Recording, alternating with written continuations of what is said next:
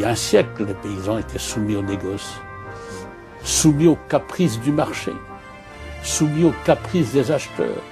Le marché de vente aux enchères du Nord Finistère, qui regroupe 4500 agriculteurs, a été créé pour pallier à l'inorganisation complète des marchés de production du chou-fleur et de l'artichaut. En fait, nous avions essayé de projeter le Nord Finistère à l'horizon 85. On en est venu à 5 propositions. Et toutes les 5 propositions tournaient autour d'une même et seule préoccupation, qu'on avait baptisé le désenclavement. Le désenclavement routier, le désenclavement au niveau des télécoms. Une université à Brest, il n'y a pas de région prospère sans université et sans instrument de recherche. Une plateforme industrielle à Brest, et enfin, bien sûr, la création à Roscoff d'un port en eau profonde.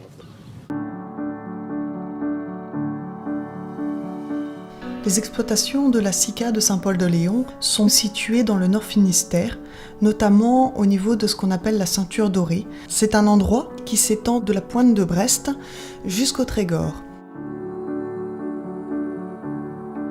C'est une zone qui possède des sols profonds et riches qui permettent de produire la plupart des légumes.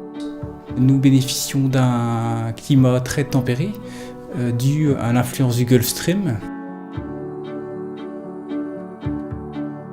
Nous nous sommes installés récemment, tous les deux, pour travailler en couple sur la ferme. Nous produisons des mini-betteraves et des jeunes pousses de salade. Ces 2 productions de diversification et le fait d'adhérer à la SICA de Saint-Paul nous permettent de bénéficier de l'effet gamme d'une telle organisation. Et ça peut nous permettre d'avoir une garantie de paiement. Dans les temps qu'on traverse, c'est toujours important. Adhérer à la SICA de Saint-Paul-de-Léon nous permet aussi de profiter d'infrastructures de qualité. Les outils collectifs dont on bénéficie sont multiples. Nous avons le volet traçabilité et la certification qualité. Cela nous permet de toucher un public plus large au niveau de nos clients, car les certifications deviennent une nécessité pour pouvoir vendre et toucher certains marchés européens.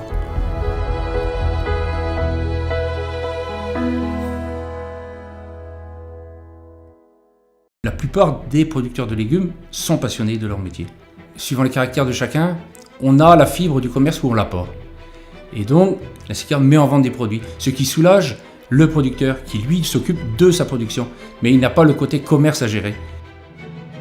Au niveau de la SICA, tous les cantons sont représentés, que ce soit au niveau section produit ou au niveau décision politique. Il y a toujours un représentant d'un canton dans les décisions. Aucune décision n'est prise sans concertation avec l'ensemble de la zone, finalement.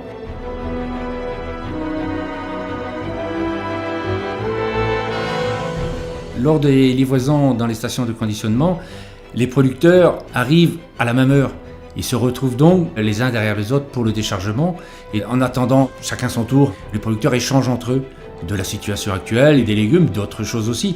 Et ensuite, rien n'empêche à quelques-uns de rester discuter par la suite. La SICA organise des voyages dans l'ensemble des pays européens, et notamment chez nos concurrents en production légumière, pour voir justement comment ils travaillent.